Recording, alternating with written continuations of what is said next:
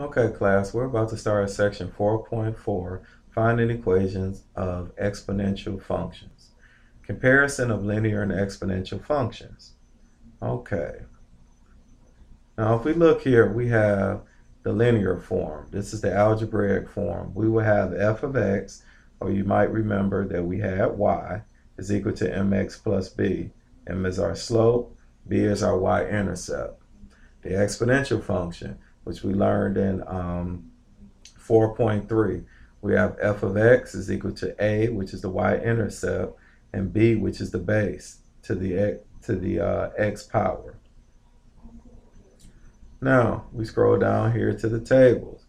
Our x values, we will add the same value.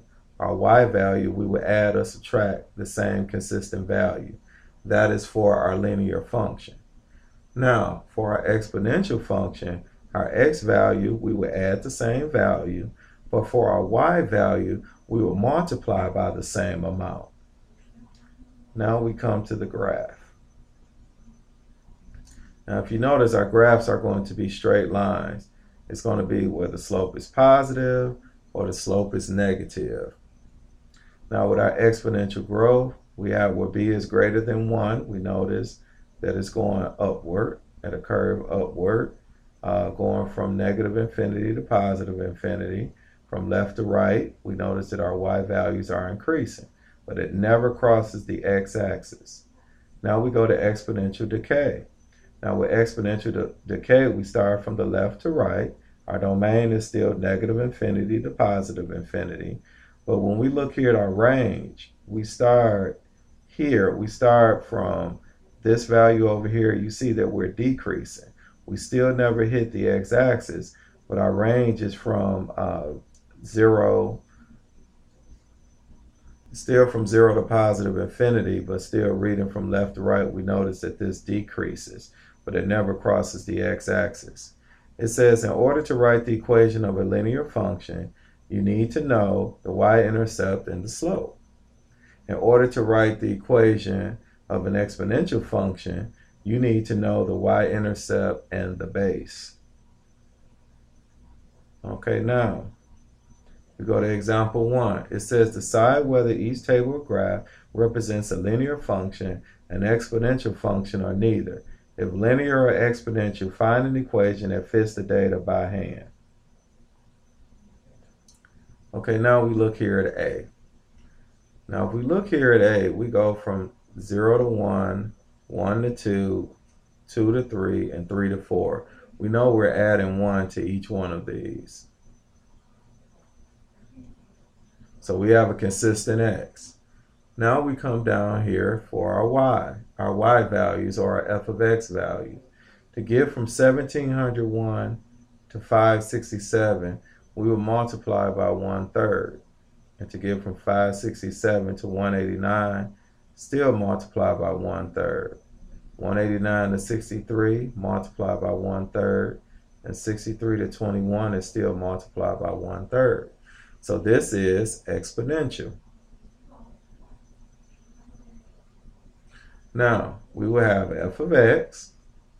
Now, we know we have our a value. Our a value is always our y-intercept, which here is 1701, or 1701. Now, that is our a value. Our b value is what we're multiplying by, which is 1/3. And our exponent we know is x. So this is the equation. It's exponential, and we have this equation here. Now we go to B. We go from 0 to 1, 1 to 2, 2 to 3, and 3 to 4. So we consistently added 1. Now we go over here to the y value. From -8 to -5 is a +3.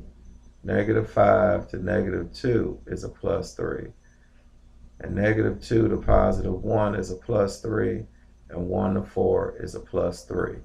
So this is linear. So we will have linear. And then we will have g of x. Now we know our y-intercept here is -8. So we know this is going to be -8. Our slope is what we're consistently adding here, which is positive 3, and we will have our x. So our g of x is 3x minus 8, and we know that's linear. Now we scroll down here to C. When we look at this graph here, we know that this is a linear graph. This is linear. Now what we could do, the y-intercept, if you look on the graph here, is 7. So we know our y-intercept is 0, 7. And then we could look at our slope. Now what we could do here, we could pick a point on this graph, an exact point, which is here. And then we could also do our 0, 7, which is here. So this would give us 1, 2, 3. So this would give us 3, 3, and also 0, 7. Now what we could do the slope formula. Y sub 2 is 7 minus y sub 1 is 3. All over x sub 2 is 0 minus x sub 1 is 3. So 7 minus 3 is 4. 0 minus 3 is negative 3. So our slope is a negative 4/3. So our final equation would be y is equal to a negative 4/3 x plus 7. Now as far as our final answer, we don't need the 0, 7. We can actually write that over here. But this is what we need, linear and also the equation. Now when we look at this, we know this is not linear and we know this is not exponential. One way you could quickly tell this is not exponential is because it crosses the x-axis. So it's neither. And we know it's not linear because it's not a straight line. So now we come here to E. Now if you look at E, we can tell that this is not linear. Okay, now it looks exponential. So what we could do is this here. We know that if we go to this graph here, we have 2. Actually, the first thing we should do is find our y-intercept. If we look here, our y-intercept is at 0, 4. Now that is one point, 0, 4. Now let's go to the next point. It would actually be 1, 8. And then if we want to do another point, no, 0, 4 and 1, 8 should work. So to get from 0, 4 to 1, 8, we notice that we have a consistency of 1 and we multiply it by 2. So we know our final answer is y is equal to, our y-intercept is 4.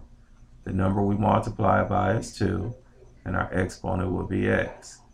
And we know that this is exponential. Now if we look at F, first of all, we know this is not linear because it's not a straight line. And then it's also not exponential because it crosses the x-axis. So we had neither.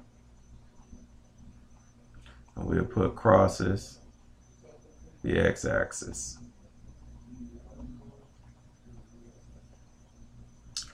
Okay, now we go to example 2. It says decide whether each table or graph represents a linear function, an exponential function, or neither. If linear or exponential, find an equation that fits the data by hand.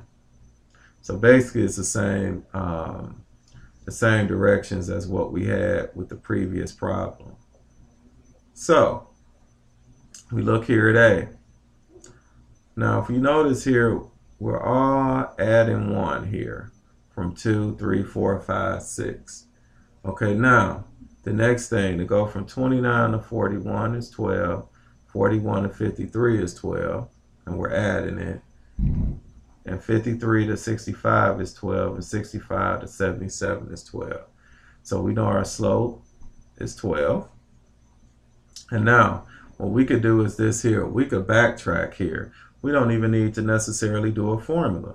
Since this is all adding 12, we know to get to x being 0, we know we would have to move 2 places back by 12. So this would be another 12 and another 12. So we'll subtract 12 from 29, which is 17. And then we'll subtract 12 from 17, which is 5. So we know our value would be 5 here. And we would move this back 2 places, and our x value would be 0. So our y-intercept is 0, 5. Because remember, your slope is the rate of change. So if it's changing by 12, going back 1, you would subtract 12. Going back another space, you would subtract another 12. And that's how we got 5. So our final answer here would be, since we have f of x is equal to the slope is 12x plus the y-intercept, which is 5. Now we go here to the next one. Now if we notice our x, we're just adding 1 to all of the values. But to go from 432 to 72, we're multiplying by 1/6. 72 to 12, we multiply by 1/6. 12 to 2, we multiply by 1/6. And from 2 to 0.3 repeating decimal, we still multiply by 1/6. Okay, so we know that this is exponential.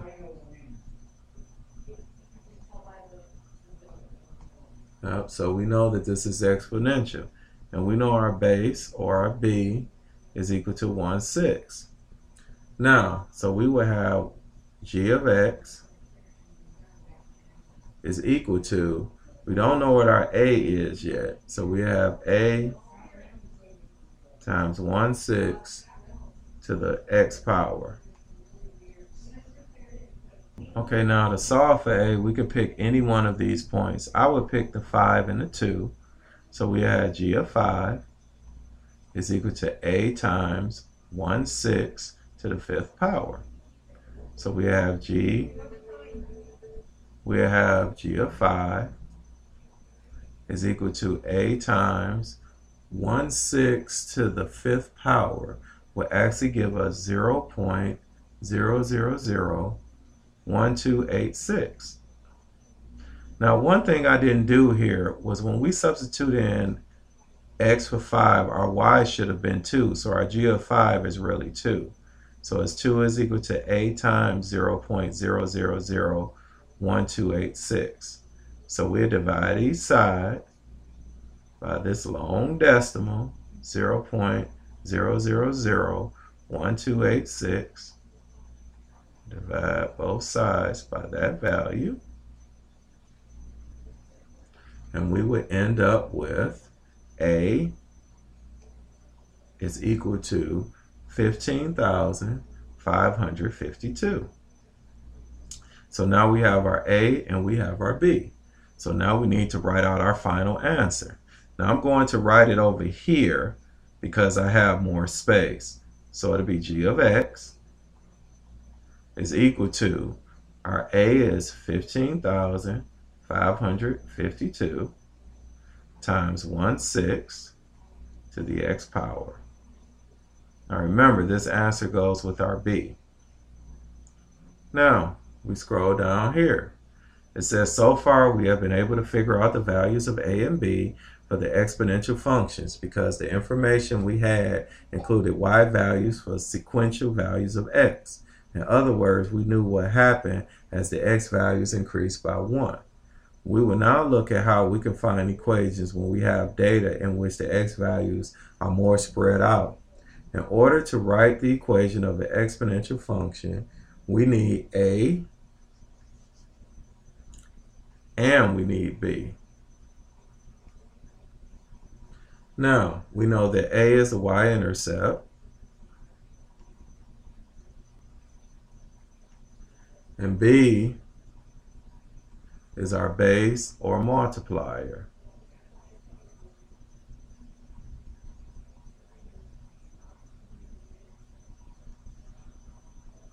So we go down here to example 3. It says find the exponential function that contains the point 0, 7 and 6, 273 by hand. Give 3 decimal places. So we have y is equal to ab to the x. Now we already know what our a is because our a was given here with our y-intercept. A is 7, but we don't know what our b to the x is. So what we need to do is use one of these points so we can find our b. Now what I would suggest is we use this point 6, 273. So 273 will replace y.